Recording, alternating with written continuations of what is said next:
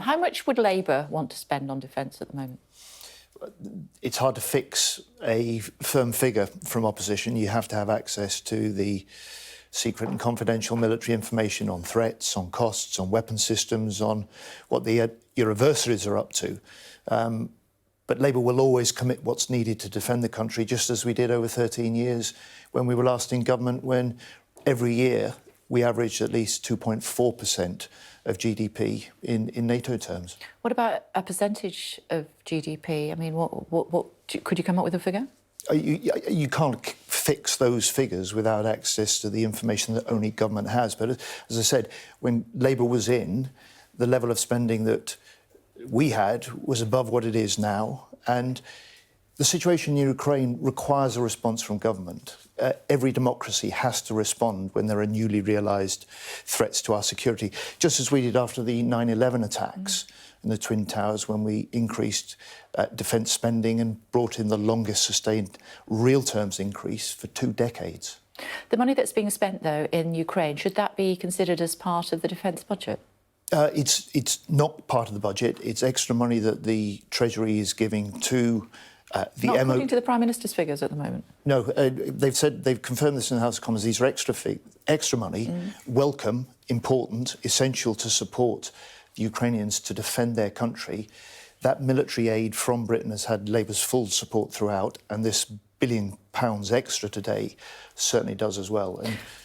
And how does Labour feel about Sweden and Finland joining NATO and the appropriate armoury being put on their borders, or certainly on their soil, despite what Putin's been saying? Well, this is really welcome. Finland and Sweden certainly strengthen NATO as a defensive alliance. When you put their fast jets, for instance, together with the Norwegians, that's 250 of the best fighter jets in the world. This will strengthen the whole alliance. It will be part of the response to the Russian aggression that we have to live with for the next decade. And the frustration for me in coming out of Madrid is this, that at the time when you've just reported, NATO's planning an extra 300,000 combat-ready troops, we in Britain are set to cut over the next 3 years another 10,000 soldiers from the British Army. Now, this is embarrassing. It's not responding to the growing threats we face, and it is putting into question Britain's ability to fulfil our NATO obligations when I want Britain to continue to be the leading European nation within NATO. And how does that square up when you see that we're going to cut 10,000 troops? Well, the evidence today is clear.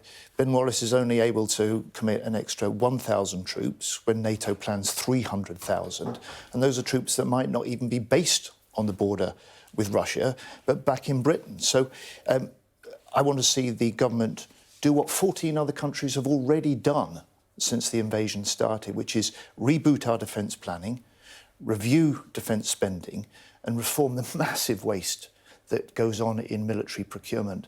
At the moment, the government's refusing to do that, and we're lagging behind. So to clarify, you're saying that we should not scrap the extra 10,000, or we should not scrap the 10,000 troops that we're told will be gone in the next couple of years? Halt the cuts. Review the defence plans in light of the extra threats that we face from Russia for the next decade, review defence spending, and above all, get to grips with the broken system of defence procurement. And it isn't just how much you spend, but it's how well you spend it. So this is a government that has wasted £5 billion in MOD misjudgment and mismanagement over the last 3 years alone. But they've got no plans or any action to do the deep reform in military procurement that's needed. What do you make of what the Foreign Affairs Select Committee has been saying, that the British government is allowing Russia to launder dirty money here still, and as a result, basically funding the war in Ukraine? The government should take that advice and act on their recommendations. It was a Foreign Affairs Committee, an all-party committee. Foreign Secretary says she doesn't accept it. Well, then she's got to have good reason not to accept it. It was the Foreign Affairs Committee that first broke and provided Britain with the evidence that we had become the centre of laundering dirty money, the corrupt money that keeps Putin in power. And if the Parliamentary committee is saying there's more to do, then that's the action the government should take. She says that there is no country that had acted quicker than the UK when it came to sanctioning Russia. Well, it's not true, is it? Because the US and the European Union put in place sanctions ahead of Britain in some instances, because we hadn't even got the legislation in place needed to do that. So we were playing catch-up from the start, and Labour put a good deal of pressure, as other parties did, on government ministers to act faster. We wanted them to go further and we wanted them to go faster.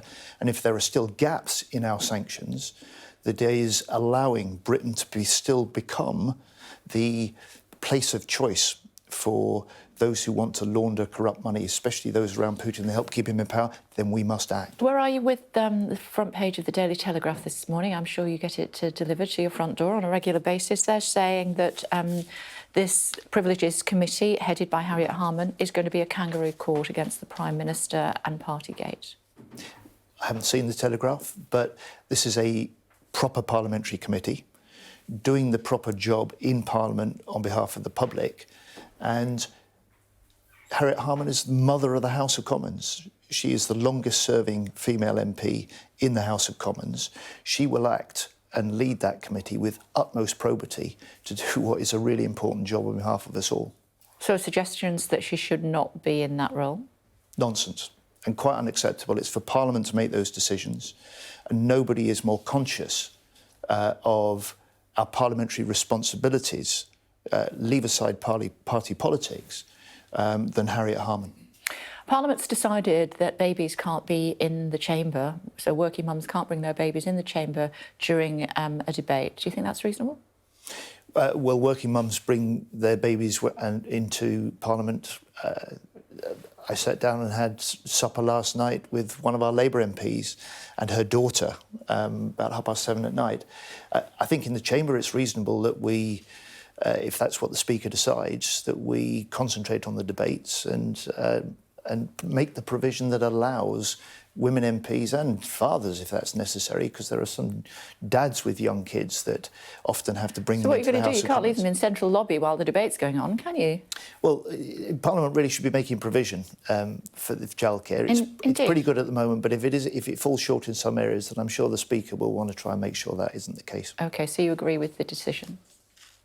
Yes, if that's the decision the Speaker's taken about the House of Commons chamber, then I'd back that. But I'd also say to the Speaker, if he's not already on the case, well, let's make sure there's the provision in Parliament that allows MPs to come into work and do their job. OK, so let's see what Stella Creasy has to say about all of that, should we, in the fullness of time. Can't just leave them under the stairs, can you?